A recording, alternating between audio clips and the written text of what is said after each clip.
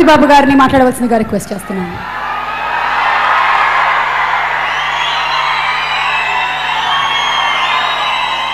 శ్రీమంతులందరికీ నమస్కారం.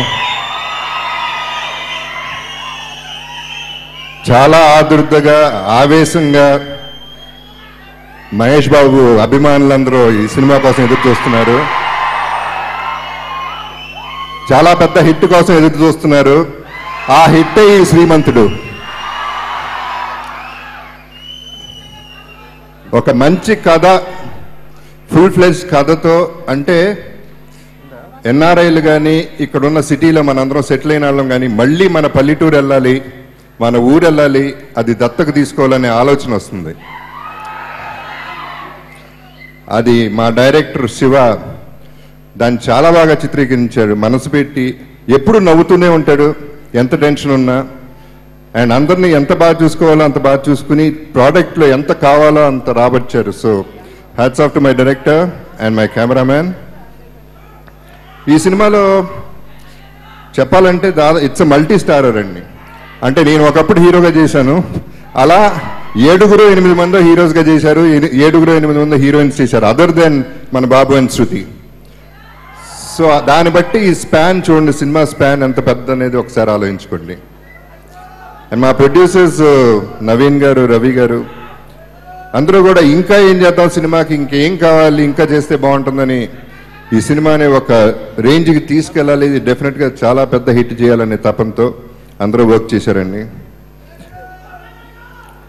అండ్ ఆర్టిస్టులు ప్రతి ఒక్కరికి I would say thanks for the cooperation. We really enjoyed it whole షూట్ని. అండ్ డిఎస్పి దేవిశ్రీ ప్రసాద్ ఎప్పుడు నా ఫేవరెట్, నాకు ఇష్టమైన మ్యూజిక్ డైరెక్టర్.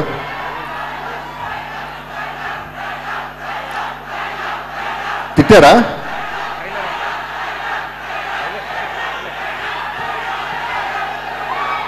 లేదు. ఓకే,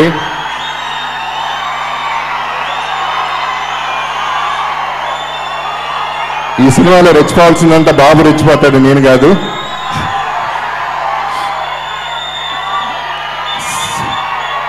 ఓకే, ఒకటి చెప్తున్నానండి, ఒకసారి వినండి. ఒక్కసారి ఒకప్పుడు కొంతకాలం క్రితం ఒక హీరో, పెద్ద హీరో, దేవుడు అందమంతా మహేష్ బాబుకి ఇచ్చాడని చెప్పాడు. అందమే కాదండి, ఓర్పు, టాలెంట్, అల్లరి, తుంటరి అన్నీ కలిపి ఇచ్చాడు.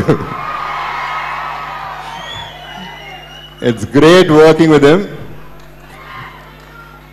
ఆంధ్రుడు అందగాడు మన మహేష్ బాబు. అందరితో పాటు నేను అదే చెప్తున్నాను, అటువంటి మహేష్ బాబుకి ఈ సినిమాలో నేను బాబుని.